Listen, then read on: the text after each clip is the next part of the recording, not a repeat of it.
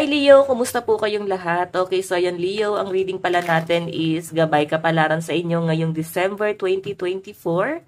So ayan guys, maraming salamat pala sa walang sawang pagsubaybay sa ating pong mga reading. And kung ikaw ay bago pa lang sa ating channel, mag-subscribe na po kayo. And i-click mo na rin yung ating notification bell para lagi kang updated sa ating mga bagong upload. Okay, so Leo, tignan natin. Okay, Leo, Sun, Moon, Rising, and Venus sign. Gabay Kapalaran po ngayong December 2024.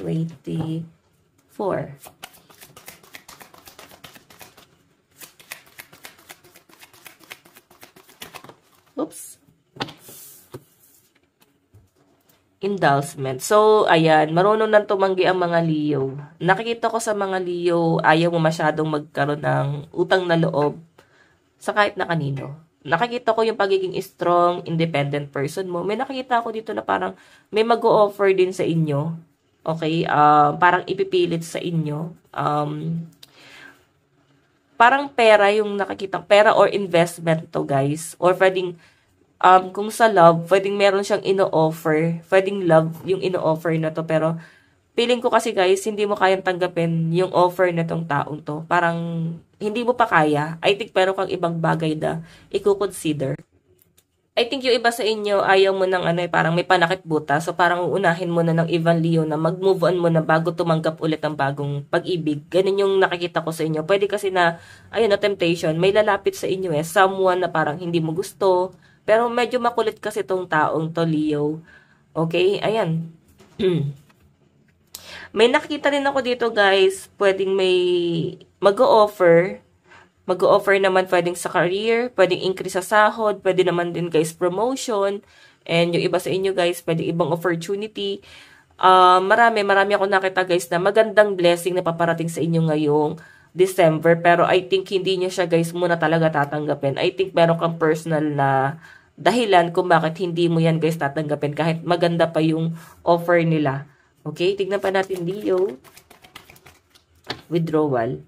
So, may nakikita ko dito, Leo, ayan, pwede yung personal mo kasi rito is hindi magiging maganda yung magiging pakiramdam mo dito. Pwedeng hindi ka kampante or kung sa love life to, pwedeng mabisyo tong taong to. Pwedeng meron na siya guys history or pwedeng ikaw may trauma ka, no? Kung sa career naman to guys, sa pinapakita sa akin dito, Leo, pwede kasi na hindi parang hindi ka pa ready na pumasok sa ibang parang mag-aral ng bagong profession. Yan yung nasasagap ko sa inyo. I think mag-i-stick ka Mag-i-stick ka sa career mo ngayon. Okay? So ayan, sayang guys yung offer na to, no? Pero I think meron kang mas malalim na dahilan or pwedeng hindi mo maiwan yung trabaho mo ngayon kahit na may mag-offer pa sa inyo. Or pwedeng hindi ka pa ready. Pwedeng tatanggapin mo lang to pero hindi pa talaga siya ngayong buwan na to. Okay? I think, pwede na siya guys next year. Ayan. Okay, tignan pa natin Leo. Ang dami no, ang dami yung tatanggihan Leo. Para mas gusto ng mga Leo yung private life. Okay, so meron po tayong relaxation. Ayan. Ayaw nyo siguro guys ng pressure. Kasi dito relaxation na yun. Mas gusto nyo yung payapa. Okay, then siguro dito kasi mape-pressure ka Leo. Kaya parang hindi mo pa to guys tatanggapin talaga. Mas gusto mo na mag-isip muna. Gusto mo muna yung kung saan ka mas magiging komportable. Or ayaw mo lumabas din syempre sa comfort zone mo. Pero ang nakikita ko naman dyan, Leo, payapa ka naman kahit nasan ka and sobrang kontento yung energy na nasasagap ko sa mga Leo ngayong December. And pagdating naman guys sa love life mo, okay, sa love life ng mga Leo, ang nakikita ko rito sa inyo, parang etong taong to, yung mangungulit sa inyo, ayaw mo talaga kasi parang may something na mabigat, no? Nabibigatan ka sa energy na tong taong to. Okay? Yung iba naman Leo dito guys, pwedeng hindi pa rin maka-recover, pwedeng sa past person. Ayan, masakit pa yung nararamdaman nyo. So, I think trauma yung pinagdadaanan ng mga Leo. Ayan. Diba, swerte nyo guys sa pera, oh. Because sa inyo, yan daming opportunity paparating sa inyo ngayon. And sa love life mo lang talaga medyo maguguluhan ka, yan, oh. Hindi ka isip, hindi ka makapamili. So, pwedeng, may compromise guys, no? may gulo ako nakikita rito. So, pwedeng ang lumalapit kasi sa inyo guys, kahit nag-o-offer pa siya dito is komplikadong tao. Pwedeng may asawa na, pwedeng may girlfriend or boyfriend na, or pwedeng kung wala naman siya guys karelasyon is pwedeng komplikado kasi tong taong to. Kaya parang hindi mo pa siya guys matanggap sa buhay mo, Leo. I think mas kampante ka, mas gusto mo yung ganito kahit nag-iisa ka, mas payapa ka. So, kung ako din guys ang tatanungin nyo, yung may advice ko sa inyo, mas piliin mo yung peace of mind mo. Okay? Tignan pa natin Leo, Sun, Moon, Rising, and Venus sign. Leo, Sun, Moon, Rising, and Venus sign.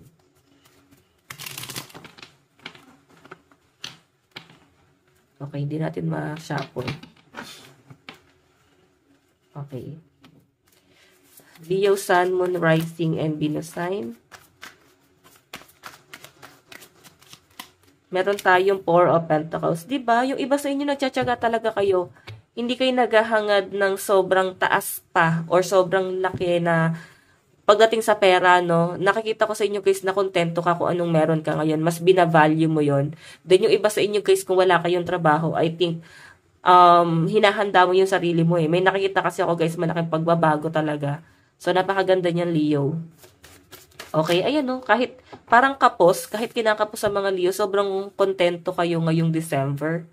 Ayan, marami rin guys gasto. Syempre, meron tayong celebration sunod-sunod pa tapos sa Pasko, New Year naman. So, nakikita ko sa inyo guys, meron kang ipon dito or pwedeng meron kang magiging pera na pwedeng magagastos mo na rin. Pero, I think, mas ano ka naman guys, kampante kasi hindi naman lahat ng pera mo mauubos mo eh. Okay, nakakapag-save. Ayan, tignan pa natin Leo, Sun, Moon, Rising, and Venus sign. Diba? Napaka-workaholic ng mga Leo. Grabe yung pagsusumikap nyo rito, guys. And, mas nakapokus ka sa career. Yung iba sa inyo, guys, pwedeng sa business. Ayan, meron tayong 5 of Cups. May regret lang, guys, no? I think may mga gumugulo sa isip mo. Personal na problema. Yun na nga sabi ko sa inyo, yung past person. May mga tao pa rin dito, no? May mga Leo dito na hindi pa rin, guys, maka-move on sa nangyari sa past. Sobrang sakit pa nito at sobrang naapektuhan pa rin yung iba sa inyo. Okay, so Leo, meron tayong family. So, yun ang sinasabi dito, medyo mag-focus ka muna sa family mo. Ito muna yung pagtuunan mo ng pansin. Then, syempre, yung goal mo sa buhay. And yung pangarap mo para sa kanila. Yung iba sa inyo, guys, pwedeng meron kayong nakaalita na kamag-anak, pwedeng pamilya. Hindi, guys, naging maganda yung relationship. Yan yung pinapakita sa akin, Leo. Pero ito na nga, may nakikita naman ako guys pagkakasundo. Since nandito na nga yung compromise, tapos lucky pa yung lumalabas. So, may pagkakasundo rito guys. Okay, yan. Mag-ingat kayo guys. Mataas ang chance ng pregnancy ngayong December. Kung hindi pa kayo ready guys, gumamit ng protection like ko sinasabi yan. Okay, tignan natin guys, love advice ni Leo. Meron tayong keep an open mind. Okay. Meron tayong chemistry. O, diba? Meron talaga dito na ano. Pwedeng na-attach ka na rin dito sa taong to. Yun nga lang guys. Sobrang komplikado. Or pwedeng, ayan, may pamilya rin kasi kayo. Okay, yun nga lang. Komplikado na tong taong to.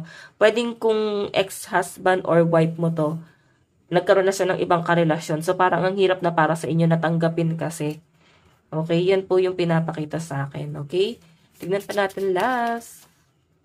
Love advice. Meron tayong passion. Grabe. Ang swerte nyo sa love life ngayong December 2024. Yun nga lang guys, may mga disappointment ka. I think may mga bagay na gumugulo pa rin sa isip mo. Okay? Hindi mo pa rin kaya mag-focus talaga dito. Grabe pag-overthink ng mga Leo. Wala ko nakita masyadong problema sa inyo. Medyo nag-create ka lang guys ng problem.